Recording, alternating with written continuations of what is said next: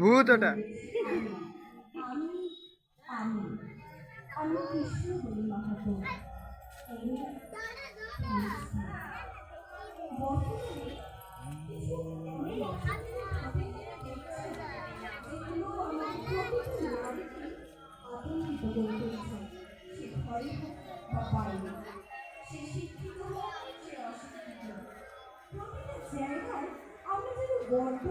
আহা, এতক্ষণে স্বর্গে ঢুকলাম রে।